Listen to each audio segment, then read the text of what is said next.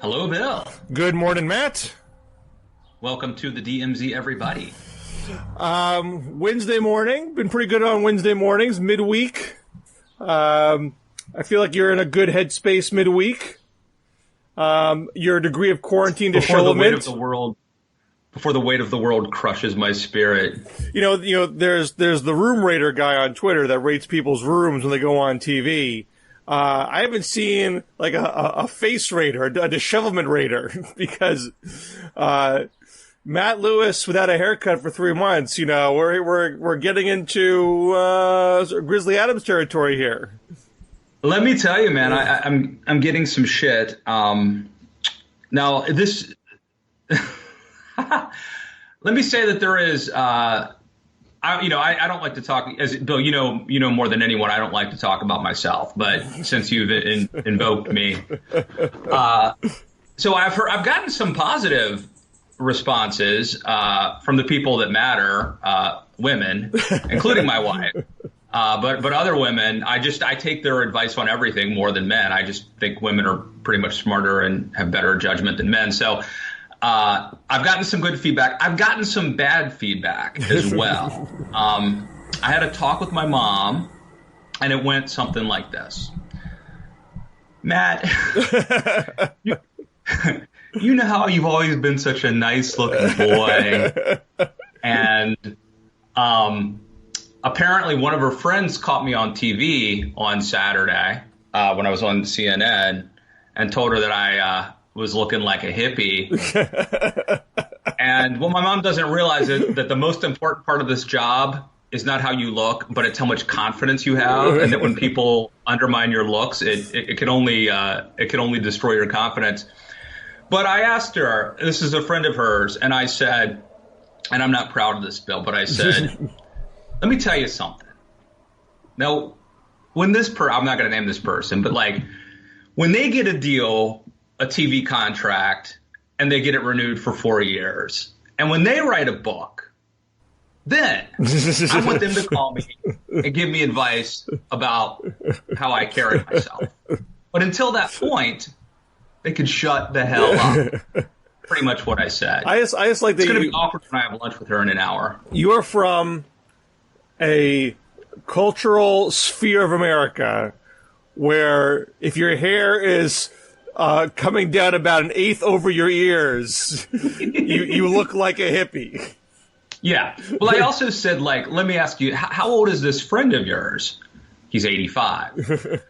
And I said, it doesn't surprise me that an 85-year-old might have a slightly more conservative take on grooming than the younger folks. I don't know. I mean, look, who knows? But I'm open to the comments. But again, I will give preferential treatment to the ladies because I feel like they have a better sense of style, certainly, and a lot of other things too. Now, if we can, is that wrong? Is that sexist? I don't know. Well, I think as a literal matter, yes, but it's not sexist towards women. It's anyway. Please carry on.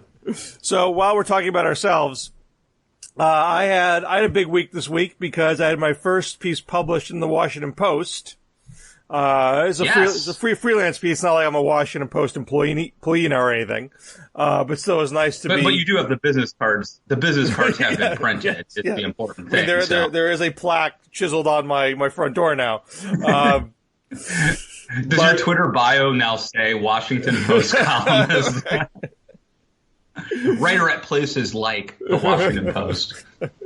So I argued in the piece that conservatives have for a long time, not every conservative, but a lot of conservatives, accepted Trump's ideological transgressions and heresies on the tacit promise that we're going to get our judges. And this was made pretty explicit in the 2016 primary. Trump literally said, if you don't like me, you have to vote for me anyway because of Supreme Court judges.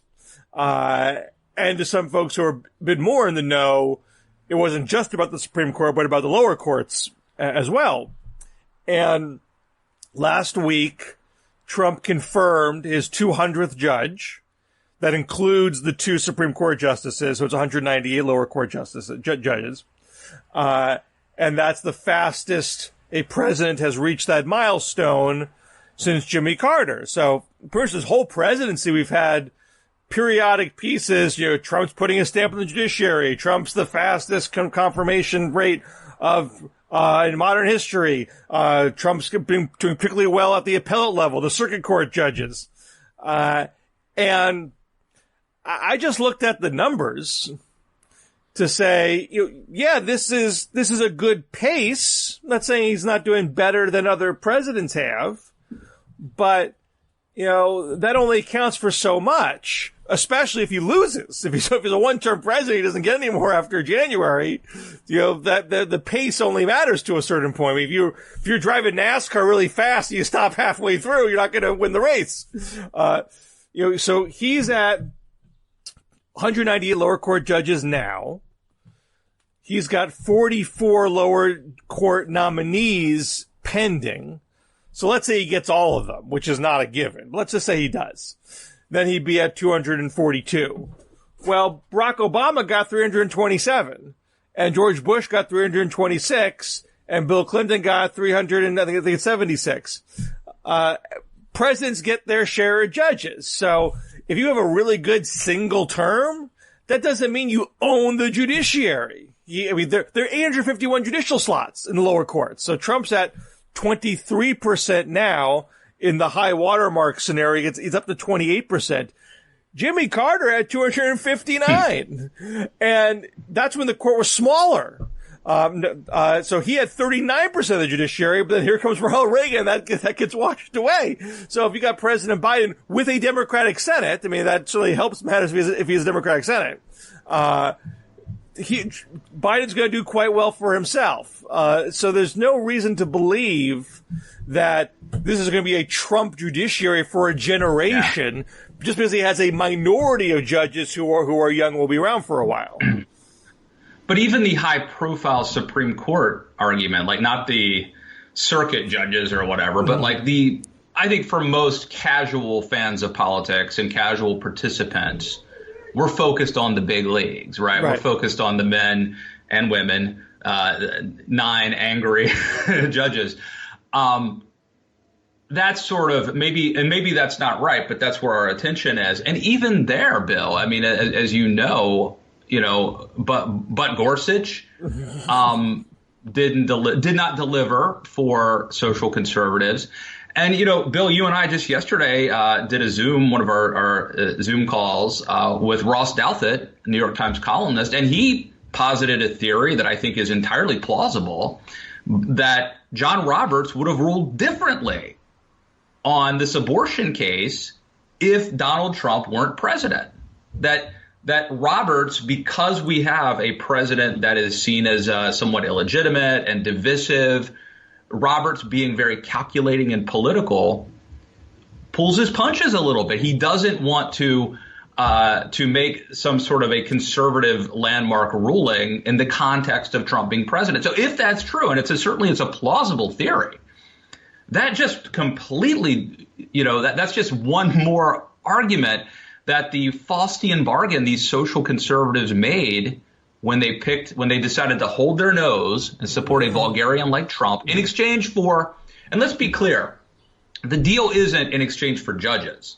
The deal is in exchange for rulings, right? You get judges because you want rulings. Well, deal. Of course, that's not what was said. We just want judges who won't legislate. We don't want activist judges. We want to call balls and strikes. True, and I think there's some. So when Roberts talks about stare decisis, I assume and hope that's bullshit.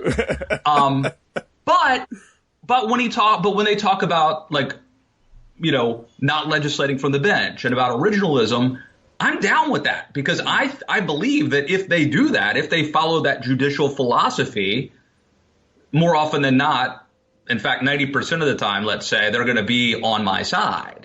So I don't think it's completely BS when we talk about picking people who have a philosophy. I mean, there's a difference. So like in the nonprofit world, there are conservative organizations who are not allowed to do partisan activities. And so, but more often than not, they're going to advance the conservative cause, not the Republican cause, the conservative cause. And so I think it stands to reason you could have a conservative judicial philosophy that would advance conservatism that isn't necessarily tied into partisanship, if that makes sense. Well, I mean, Roberts here is being a small c conservative in the more literal sense, in not wanting to have abrupt rulings that jerk the body of law around in an unsettling way. I mean, Roberts, and this is where I think, Duthat has a potential point. It's hard to know exactly what would happen if Trump wasn't there. And I don't think it's as simple as, Trump's in my head. But I do think Roberts, and we're playing mind reader here, which is always a little dangerous. I can't know exactly what's in Roberts' head. But I do think the combination of the severe backlash to Citizens United, which was not a small c conservative ruling, that was a pretty broad ruling. That's a case where the court went beyond what even the litigants were asking for, to make a philosophical point. I think Roberts was affected by the reaction to that, number one. I think Roberts recognized that with the loss of Anthony Kennedy, there was no other swing on the court to keep it ideologically balanced unless he stepped up more. And recognizing that Trump has been feeding a high degree of political polarization, I don't think John Roberts wants the Roberts Court to be known as a byproduct of political polarization. So here was an opportunity to say there is a long-standing judicial principle that rulings aren't ephemeral based on immediate political changes. This was relevant to a case that was decided 4 years ago, where Roberts was a dissenter, and he said, "I'm not going to switch my vote. I'm not being asked to switch my vote and change the rule. I'm being asked to apply the rule that was created 4 years ago. Under that rule, I have to rule in this way. So the rule of law is stable and consistent." I think that's bogus and insane. And go read wouldn't that be Burkean? I think that you could. It's sort of like scripture. You can use scripture to prove a lot of things that you want to prove, whether they're right or wrong. You can call a lot of things Burkean. Go read. I would just say read. National Review had a really good editorial on the Roberts decision, but that's not my point to relitigate that. But just going back to what Ross Douthat told us. I don't think that John Roberts' job as a judge is to decide, what does the country need right now? Mm-hmm. And, there's a president who is bringing chaos, and so I need to be a stabilizing force. That's not your job as a judge. But we know that that's how Roberts is calculating things. And so whether Roberts is right or wrong, and I think he's wrong, the fact remains that this deal that social conservatives thought they were making has backfired. I mean, Trump's chaotic, vulgarian personality and tweets and all that stuff has pushed John Roberts to be more small c conservative in his rulings, and talk about unintended consequences. But it's again, I think it's just one more. For me, the big takeaway here is just one more argument for why it was just a really bad deal for specifically for social conservatives. But I think conservatives should understand why this was a bad deal. Why can't they win this? Why can't they get the upper hand in the judiciary the way that they want? I mean, Republicans have had Republican appointees been a majority on the court, I think, for over 40 years. Forgive me for not having that number right at the top of my head, but I'm pretty sure it's been a long time since we've had a Democratic majority Supreme Court. And I mean, you can go back to 1968. This is when Republicans prevented LBJ from elevating Abe Fortas to Chief Justice. This is when Warren stepped down as Chief Justice. LBJ wanted to promote Fortas, who was already on the court, to chief, and then have a second appointee fill for Fortas. This was an election year. Republicans attacked Fortas as being an LBJ crony. I think there's some other kind of lowbrow corruption scandal came out during this time, and so Fortas not only was blocked from being elevated, he ends up resigning his post because of the scandal. And now Nixon wins the election, and he gets 2 slots.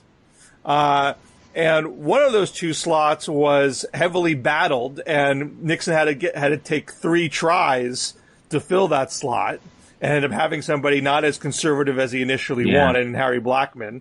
But the other person was Warren Burger. Hold on. Can I just put a pin in it and let's stop you for a second? Sure. And then, but I want you to continue with the history lesson, but I just want to stop you for a second, because I think the question you asked is, why can't conservatives get the judges, right, or can't get the right decisions? And initially, we thought it was what you're talking about now, right? That originally we thought it was being borked, that Republicans couldn't get the judges through that they wanted, and so we created a group called the Judicial. It's now called the Judicial Crisis Network, who was trying to fix that problem, right? And then the problem became, we're nominating judges, but they're not really committed to being conservative. When they get on the court, they evolve, and they want to please their friends in the Georgetown cocktail circuit. By the way, I'll say it again. The last Georgetown cocktail party I went to was a book party for Sohrab Ahmari. So the book party Georgetown thing is so ironic. You're not getting invited with that haircut, Matt. Damn hippie. So anyway, that's but please continue. So Nixon gets Berger and Blackmun, who almost immediately ruled in the majority for Roe v. Wade. Blackmun was the lead author of the opinion. This drives conservatives up the wall.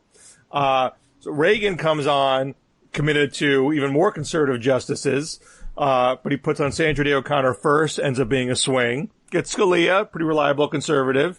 Then he goes for Bork. I think we can agree. Right? Scalia's the man. Right. Love Scalia. Not 100% for conservatives, but generally speaking, what they wanted. He's like a civil libertarian tinge to him that I kind of like. Actually. Ban flag burning. Give him that. Ban the ban against flag burning. But then you have the Bork scenario where Democrats block Bork. Can't get Douglas Ginsburg because of marijuana smoking, and so they have to settle for Anthony Kennedy, who was known as a bit more of a potential swing. And then you get George W. I wonder what Ginsburg's hair looked like at that point. Like, did he have a ponytail or something? I think he had a beard. Hey man, I believe in stare decisis, man. So then the Democrats are feeling pretty good about themselves. They block Bork, but then Clarence Thomas replaces Thurgood Marshall, so that's a big win for George H.W. Bush. But then he gives you David Souter, who ends up being a reliably liberal judge. This drives conservatives even angrier that the vetting has to be even better than that. And so then George W. Bush gives us Alito, pretty conservative, but Roberts, not as conservative as people assumed. Total loser. And so now you get Trump saying, okay, I'm going to give you the list in advance. We're going to vet the judges through the Federalist Society and the Heritage Foundation. And so you're going to know they're conservative. And then you get Gorsuch, who screws you on transgender rights. And not talking about as much, but Brett Kavanaugh's side with liberals in the antitrust case not too long ago. So he's not 100% perfect. And so what should the takeaway be from all that, in my opinion? The Federalist Society should read Federalist 78. Alexander Hamilton saying that the judicial branch, being inherently weaker than the legislative and the executive, needs lifetime appointments to prevent them from being under the thumb of the president and the Congress so they can act independently. That's the whole point of the system. It's designed. No. It's designed Bill, not to get partisan ideological capture. No, you're assuming that allowed to act, you're assuming that the only reason judges would rule the way I think they should rule is if they're captured by partisans. And I just reject that. I mean, Roberts being, let's just go back to what Ross Douthat told us on our Zoom call yesterday. I'm just going to use him as an example. Douthat's positing a theory that Roberts, if Marco Rubio or Hillary Clinton were president, that Roberts would have ruled differently. Well, that doesn't mean that my take is inherently wrong, or that absent the pressure of politics, Roberts made the right choice or the obvious choice according to the Constitution. It means that Roberts is somebody who is not primarily interested in interpreting the Constitution or ruling as he thinks is correct. I mean, again, this is all contingent on Douthat's theory. That's granted. But I think he's probably right. It means that Roberts is making this decision based on the context of Trump being president. And so this is maybe just another bizarre twist of fate that screws conservatives. Well, what I'm saying, it's not that Supreme Court justices are hermetically sealed from society and are just, automatons that perfectly apply the Constitution in a perfectly objective way every single time, and they never get it wrong. I mean, that's not the argument. The point is the system is designed for once a judge is on a federal court, that person does not have to answer to the people that put them there. And can make decisions. I mean, they might be influenced by X, Y, and Z, but the individual judge determines what they get influenced by. And that's why, it's not that conservatives shouldn't try to wait, are you saying that it is either wrong or just a thankless task for either Republicans or Democrats to hope that they can game out the way a Supreme Court justice will rule in the future? Is that your point? Basically, obviously, when you have the power, you should try to get friendly judges on the court. That's a rational, utilitarian thing to do. But because the system is constructed to make it very difficult to truly control what even ideologically sympathetic judges might do in individual cases, and particularly big cases, it doesn't make a lot of sense. It no longer becomes rational to sacrifice other core convictions and principles on the premise that this is the big one. I agree. I agree with that. I mean, I think that, again, it was a deal with the devil that conservatives made, and I think it was a mistake in the case of Trump. However, from the standpoint of conservatives, we've had decades of essentially the courts ruling from the bench. Maybe some of the progressive developments were good, maybe some were bad, but they were not determined. A lot of our policies today were not determined by Congress. They were not voted on by a majority in Congress. They were imposed upon us by 9 people.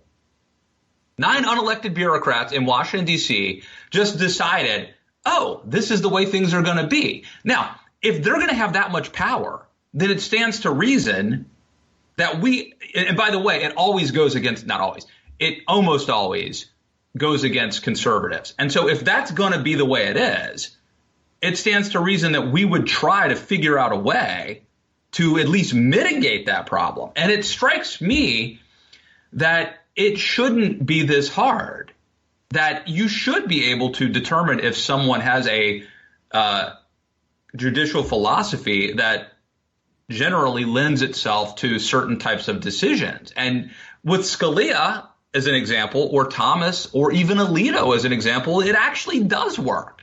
Why can't we have more Scalias or Thomases or Alitos? Well, number one, conservatives are not always rooting for the, non-extra legislative ruling from the court. Citizens United was a evisceration of McCain-Feingold, a congressionally passed law. But most Republicans felt this is a violation of free speech and this law shouldn't have passed. But I think McCain-Feingold itself was unconstitutional. Well, but now you are taking the position that the congressionally passed law is unconstitutional, and the court should create a right that did not previously exist. That if you are a corporate entity, one of the two things the court should do is if something goes against the Constitution, say so. Well, this is what a lot of liberal rulings also say. It's all eye of the beholder. So anyway, but your other point is, why can't we get more Alitos, Scalias, and Thomases? I mean, it's perfectly legitimate for conservatives to try to get those judges. I'm not saying they shouldn't try to put up conservative judges, and I would argue that on the whole, you get a lot of essentially conservative rulings with a conservative judiciary. It's not that like you're batting, 150 here. You're not below the Mendoza line, but you can't assume that it's going to work in your favor on every case, even in the big cases. Yeah. And therefore, you shouldn't say, I don't care that Trump is going to be a protectionist. I don't care if Trump's going to abandon entitlement reform. I don't care if Trump's going to put us under Putin's thumb. I don't care if he's going to sell to Kim Jong-un. I don't care if he's going to demand the Kurds. I'm going to get a judge. Yeah. That logic doesn't make sense. You're preaching to the choir, Bill. Let me just say, since you referenced the Mendoza line, which is a baseball reference. Were you impressed by that? I'm impressed. If you had said the Vicky Mendoza diagonal, I would have been even more impressed. But we'll go with the Mendoza line. I have to brag a little bit. The team that I am assistant coaching, 2-0, we beat, I'll say we, last night, we clobbered. No, technically they're not supposed to keep score, but there is no official score. But I wrote down in my notebook. Everybody keeps score. We clobbered them. It was at least, I think it was like 22-4 was the final in 6 innings. And what happens is if any team, if you score 5 runs in an inning, that's the inning's over. It's sort of a mercy rule. We got 3 outs. They never scored 5 runs. So all 6 innings, we got 3 outs. I'm the first base coach, Bill. I'm sending my guy. I'm doing this, this windmill move. It's like the Who with the guitar.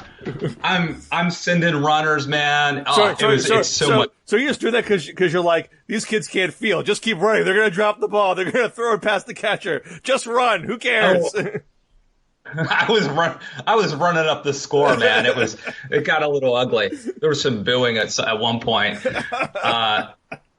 It's I can't tell you how much fun it is. My oldest boy was on first base last night. You can't run up the score on the judiciary, but you can run up the score in T-ball. I'm just sad because now there's going to be like a week off because of the holiday, Independence Day. You're going to lose your groove. So we're going to have to do like 2-a-days to stay in shape for this because I don't want to get a player never messes with a streak, Bill. You should know that. If you're on a streak, you got to keep it going. So we got to keep practices going. The streak, Bull Durham. Hello, children. We had our guest stars today. You know what? I've not yet shown Bull Durham to the boys because I feel like you have to be 25, maybe, is the appropriate age. 25 or 30. There's some scenes there that maybe you don't want for the kids. You know, I've never seen a League of Their Own. How kid appropriate is that? I haven't either, but you know what? Maybe I will show them that. I've heard great things. I've heard and in fact, I referenced "There's No Crying in Baseball" the other day when one of my kids was crying during a game. But what do you think about Field of Dreams? Too slow? Never saw it. Okay, dude, you got to see Field of Dreams. Why would I after Bull Durham? Well, why would that be better than Bull Durham? It's not. Bull Durham's better. Right. So why? But Bull Durham's one of the greatest movies ever made. Right. So I've seen the best. I've seen the best baseball movie. Why do I need to see another? Because if Bull Durham's like a 100, Field of Dreams is like a 90, and entirely different. It's somber. It's magical. It's nostalgic. You're not selling me. I don't want to see a somber baseball movie. It's more reverent, I would say. I don't know how to describe it. Anyway. You know, how did you get through the 80s without seeing Field of Dreams? I got a few big. Never saw Top Gun. Me neither. Neither. And I have no interest in seeing Top Gun or Cocktail. Isn't it weird? Never saw Cocktail. Never saw Cocktail either. Never saw it, but I love. One of my favorite movies is A Few Good Men. Mm-hmm. I love Jerry Maguire. I saw A Few Good Men on stage. I bet you that's great. It was great. I mean, the courtroom scenes are obviously easy to. If you have good actors, I mean, you don't have. There's no special effects. This is one of the things that I miss about growing up in New York, and which would not be able to replicate now. I used to go into the city, you know, as a teenager with a friend, unsupervised, and see Broadway and off-Broadway shows. Get on the train, see a Broadway show, go home. It didn't break the bank. It didn't cost you $1,000 to do that. But were you getting mugged on the way in? I mean, I was not getting mugged on the way in. It was not an unsafe thing to do. It was. This is pre Rudy Giuliani, right? Or is this solid? This is Dinkins, New York. Oh, that's sketchy, man. You could have been in trouble. It was a perfectly safe thing to do. It was very culturally enriching. It was not absurdly expensive. But today you can't do that. You couldn't. I mean, you have to be extraordinarily wealthy to do that. Yeah.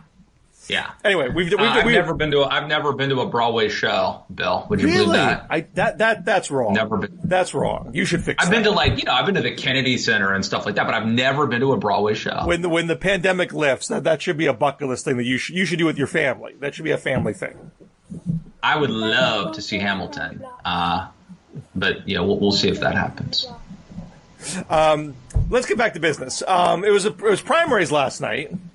Yes. And, there was a lot of talk a week earlier because it's not official yet because there's still mail-ins to count, but it looks like Jamal Bowman beat Elliot Engel. I'm not sure did we talk about this last week? I can't remember. This is actually my old district. Engel wasn't my guy when I was a kid because the district had different lines, but he was in the district now where I grew up, and I grew up in an upper middle-class suburb, Westchester County. It boggles my mind that the congressperson from Scarsdale is potentially going to be a Democratic socialist if the numbers currently hold. Actually, I think Scarsdale is one of the few cities that stuck with Engel. And so that's, again, I've always argued that this is not indicative of the entire Democratic Party. It doesn't mean the party is a socialist party because one guy wins a primary in a deep blue district. But it's not irrelevant. There is a growing, if small, Democratic socialist faction in the party. What does it mean that a QAnon conspiracy theorist believer has beaten a 5-term Republican congressman in Colorado? Is this just a weird one-off thing that shouldn't be overinterpreted? Or is this truly disturbing? Well, I don't know. There was someone who was like overtly a QAnon supporter running for office like somewhere else, right? And the person who won the primary, I don't know that people knew. I mean, she's known as like a gun rights activist. I don't know that people really knew. She has said good things about Q. Do you know like the level of how widely known it is that, I mean, are people voting for her because of that? I can't know. I don't know, man. I never heard of this person until last night, so I don't want to go farther than what I do know. What I read was the incumbents got tipped in, ran 0 ads. She ran an ad accusing him of being aligned with the squad because he co-sponsored a pandemic-related bailout type bill. So that might have been more of the driving factor than a bunch of QAnon believers showed up to the polls. Yeah. Let me. I saw David Wasserman noted that when President on Twitter, he said when Trump took office in January of 2017, there were 241 Republicans in the House. Since then, 115. 48% have either retired, resigned, been defeated, or are retiring in 2020. So some of these people have been replaced by Democrats. Some of them, as he says, have retired or resigned. And some of them have probably just been beaten in primaries. No, very, very few. So very some few. of it may be few. So some of it, a little bit of it, could be the Trumpification of the party. But by and large, this is another example of the bad deal, the bad Faustian bargain with Trump. Mm-hmm. And I would say, look, other presidents have lost a lot of members, like Obama, but he got something for it. Like Obama knew he was going to pass Obamacare, and Pelosi and Obama knowingly sacrificed members to do something big. What's Trump's excuse? Yeah, I mean, it once was the judges. It's not that anymore. I mean, tax cuts. But again, I've always argued tax cuts are kind of an ephemeral achievement. They bob around all the time. So that's not necessarily going to last either. But I think when Reagan cuts the marginal tax rate by how many points, that tax reform that's landmark tax reform. What Donald Trump did, but it's been eroded. I mean, those rates went up with Bush and Clinton. Sure, but my point is I concede your point that it's not permanent, as we found out with Bush's tax cuts. Mm-hmm. But when Reagan did it, it lasted for a long time, and it was a dramatic tax cut. And it has been eroded, but it hasn't been reversed, okay? I'll agree with that. Not at all. I mean, the marginal tax rates were so high. That was a big deal. What Trump did with his tax reform was probably marginally good, I would say, as a conservative. But I don't know that I would have traded it for the problems it created with the deficit. Mm-hmm. But it's not a huge deal. I mean, it was, I would say, marginally good. Like probably I would have voted for it. OK. But I don't think it's in the league with Obamacare or a lot of other things that have been done. Am I wrong about that, Bill? No, I think that's right. But I want to circle back to your point about how relevant is her Q affiliation to her victory. Yes. Look at Jamal Bowman. I don't think Jamal Bowman won because he was waving hammer and sickle banners at every campaign event. He wasn't leading with, I'm a socialist. He even interviewed it to Jackman at one point where he said, if you want to call me a socialist, call me a socialist. But that wasn't his main message. His main message was that Elliot Engel isn't around here anymore, that he's an absentee congressperson. And he whipped up anti-incumbent sentiment. I mean, he was not, I don't think he was hiding the ball on his political positions. But I don't think a lot of people voted for him because I really want a socialist in Congress. Having said that, there is a faction of Democratic socialists. Most of them are not in Congress. The number of people who are openly Democratic socialist or socialist friendly is still, I can still count them on one hand. But they do represent a faction of people that are spread around the country. So if you have one or two Q believers in the House Republican caucus. That doesn't mean the entire party is captured by Q. But to what extent is there a Q faction across the country? And the fact that they can get one or two people in Congress shows that maybe it's a little bit bigger than you thought it was before. Well, I mean, look, it's scary. I assume everyone watching or listening knows what Q is. I don't even really exactly know, but essentially this is, I mean, you correct me if I'm wrong. I'll give you what I think it is, right? So it's I think it started on Reddit or something like that, or one of these 4chan, 8chan, I don't know. These message threads. And the idea is that somebody named Q, who is high up in the government, basically it's like a conspiracy theory that everyone's out to get Trump. And this is someone like high up in the government who actually is telling us what's really happening, not what the media is telling us, but what really is happening. Well, there's a ring of pedophile cannibals who are running the entire government that Trump is trying to smoke out. Well, that is partly true. And no, it's not. And do not show up at a pizza parlor, by the way. And that's why this is so dangerous, right? Because there are people who believe this. There are people who are presumably already fragile, who believe this stuff, and they show up at pizza parlors with guns to make sure it's not really happening. And so, look, are there weird things and important people doing crazy shit? Yes, there are. I mean, we saw it with Jeffrey Epstein and his rich and powerful, and in some cases, political friends. Like, I don't doubt that there are horrible things happening by elites. But it's just super dangerous, and the fact that people believe these crazy theories is dangerous. And the fact that, I mean, there was a time, right, when like if you were like a John Bircher, that could have like cost you an election. That wouldn't have helped you like win the election, right? So anyway, that's where we are. I'm a little concerned, of course, but if you don't, if you're an incumbent and you don't run a TV ad against your opponent, do you deserve to be reelected?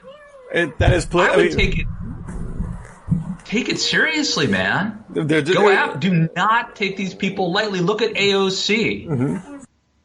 If she probably wouldn't have won if she wasn't running against somebody who didn't take her seriously, wasn't expecting a real race, and probably hasn't had a real race in ever. I mean, Jeff Sessions is another example. He's about to get defeated in Alabama, right?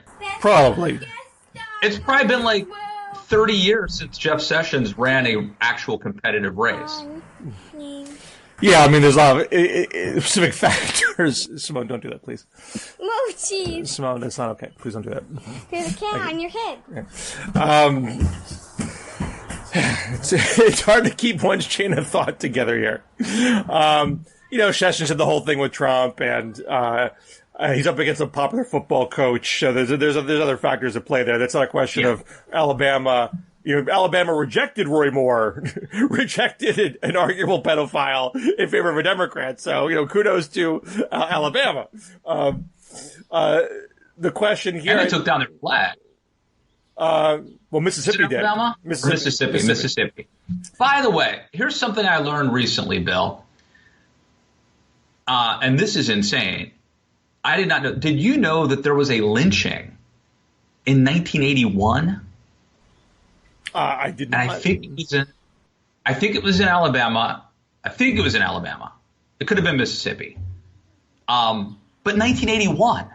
Yeah, this reminds me of the other issue we were going to talk about today, which is Princeton removing the name of Woodrow Wilson off of its public policy school. Yes. And then it came to mind because, I had a tweet saying, what's the argument for canceling Wilson for partially segregating Treasury and the Postal Service and not canceling FDR for internment camps? And what I didn't mention in that tweet was that FDR was also not so great about anti-lynching legislation. He was very passive and sotto voce in that you had a lot of Southern Democrats at that time that did not want to pass anti-lynching legislation, and that bill did not pass, and did not pass for ever, in fact. The history of the progressive era and the Democratic Party pre-1948 is very complicated. I have long argued, I argued in Real Clear Politics back in 2015 when it first became discussed that Princeton should get rid of Wilson's name, that for Princeton to do that, as a general rule, get rid of Confederate names off military bases, take down Confederate statues. If you're leading Woodrow Wilson High School, you don't want to have a complex figure as the name of your high school. I totally get that. Monmouth University got rid of Princeton's name not too long ago. I didn't tweet about it. Wilson's name. Woodrow Wilson. But Princeton, Woodrow Wilson was president of Princeton. He became a national figure at Princeton. He began a philosophy of foreign policy that made America an international power to this day, and that philosophy is the basis of Princeton's public policy school. If nobody is going to explain, if Princeton can't explain and put Wilson's legacy in historical context, no one's going to do it. Wilson is one of the most consequential presidents in America's history. Like him or don't like him. No one has an obligation to like him. But in addition to the segregation aspect of his presidency, he had a slew of domestic reforms, which are the foundation of the New Deal. He is the first blow against child labor. He creates the Federal Trust Commission, which is an antitrust agency, carry key to trust busting. First income tax, and creates the Federal Reserve, which is a very important thing that has prevented America from falling into a repeated pattern of booms and busts. It required FDR enhancing it, but that's a pretty critical piece of the puzzle here.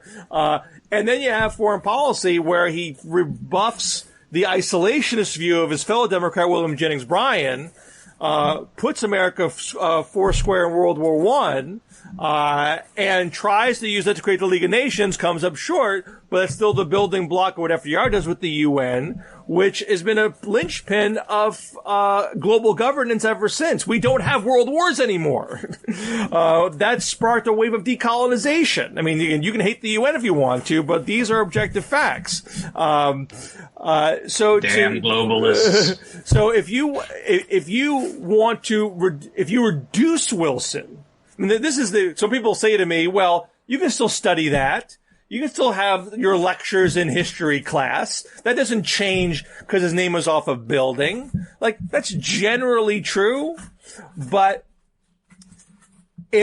with Princeton doing this, of all places, the first thing you know about Wilson from this point forward is, not even a fully accurate depiction of his racial views, but it is a fact that he partially segregated the federal workforce, and that had very severe consequences for the black middle class. I don't want to trivialize that anyway.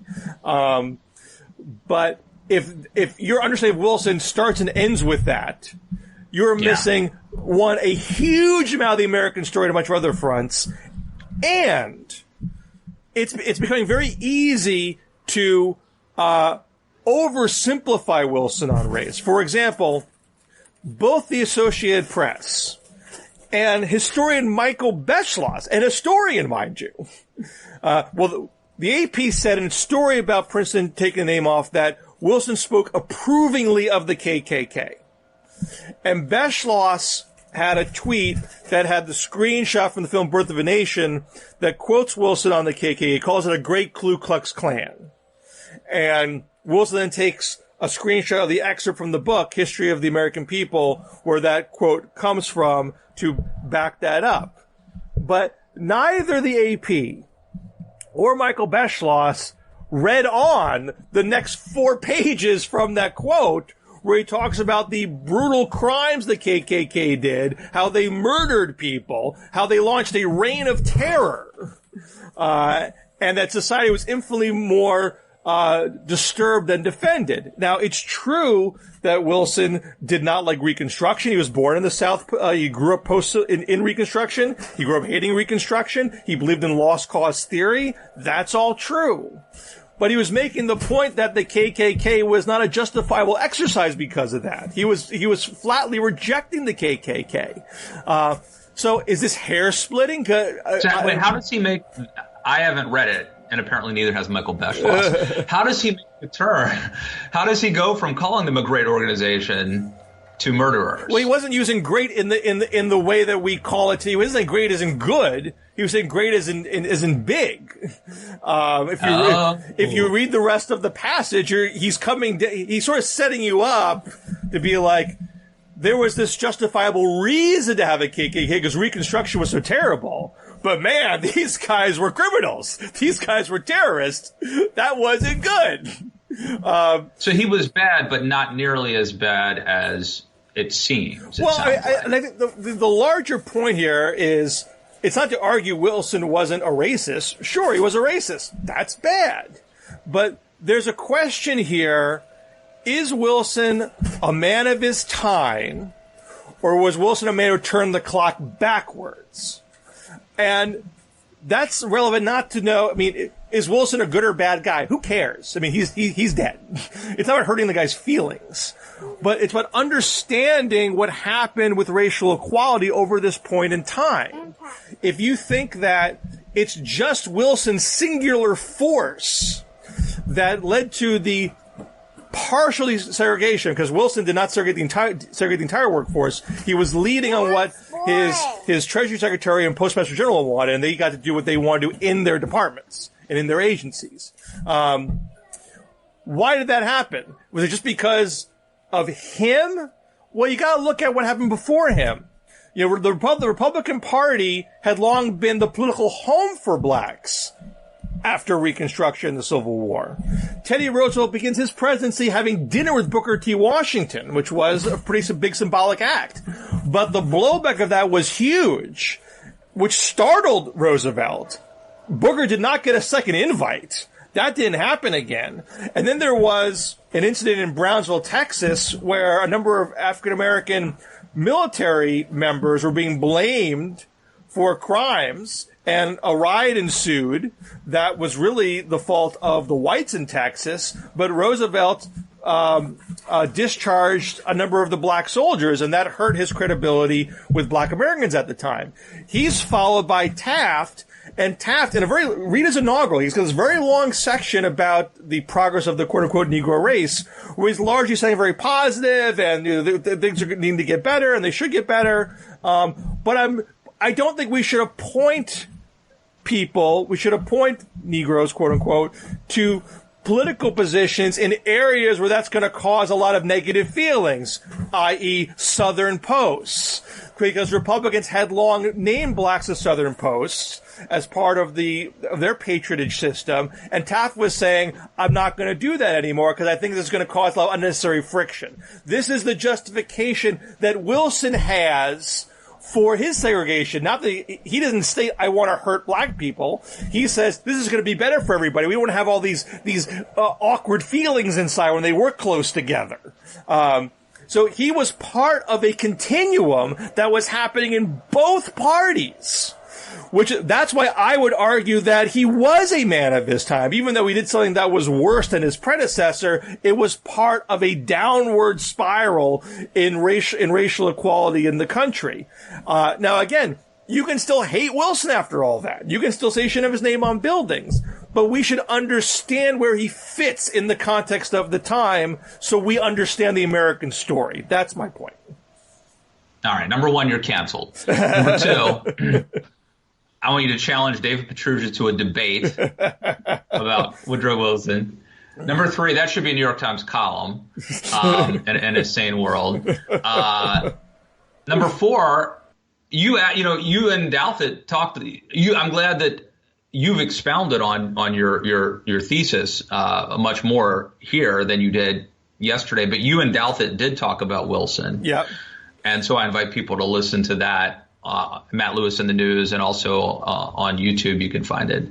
But Douthit was basically saying, like, look, Princeton isn't rejecting Wilson's world, his policies. In fact, they're, advocating them. They're just trying to get rid of his name. Well, I'm concerned about that. I am concerned that they will not teach Wilson as much as they have been, because they have made him toxic. I mean, how eagerly do you talk about him now? And I just want to be clear to the listener, Douthit wasn't arguing that they should get rid of Wilson. And he hates Wilson.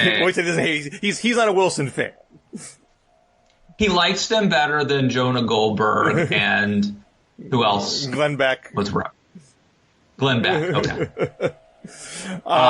That's an interesting, and I mean, it's the argument you just made, and luckily you have the knowledge and the fact and the eloquence to present it in a very compelling way.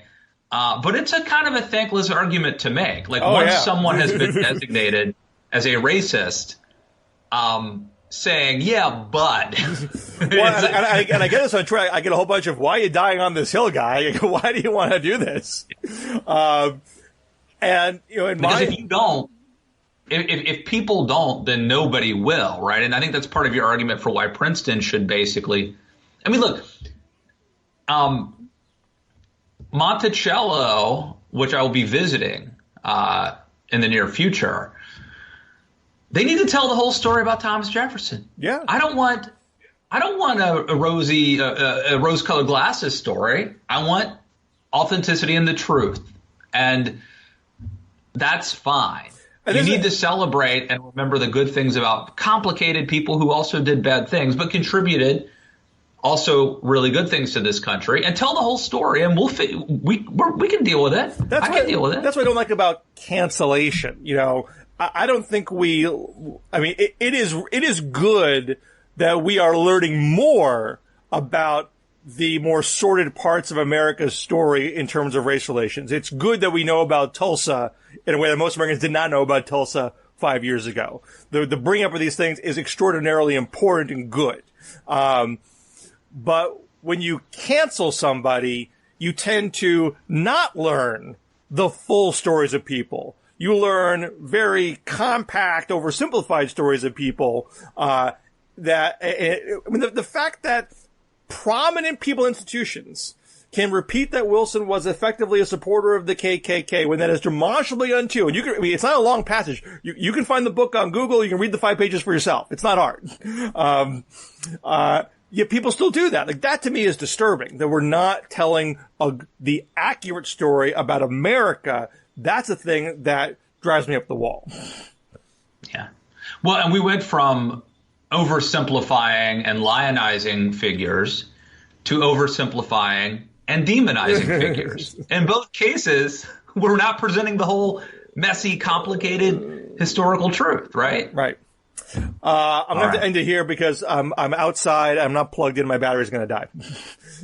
Well, this was a great discussion. Again, we will not be DM Zooming this week. We already did. I think we did it. We did it with Ross Douthit. Check that out. And Bill, how can people read your Washington Post piece? Go to the Washington Post. I mean, if you Google Washington Post and Bill Scher, I think it will come up. I don't think it's on the homepage anymore. But it's there for your reading enjoyment over the holiday. This was about the courts and why the deal with Trump's, Faustian bargain. Yes. And you should also look at my Real Clear Politics column from Monday about how, and we've talked about it on the show before, but how if Trump's going to win, it's going to be the greatest comeback of all time, statistically speaking, because no other elected incumbent has come back from the deficit that he's in right now. All right. Thank you, Bill. Another great discussion. And we'll see you guys back here in the DMZ next week. Happy July 4th.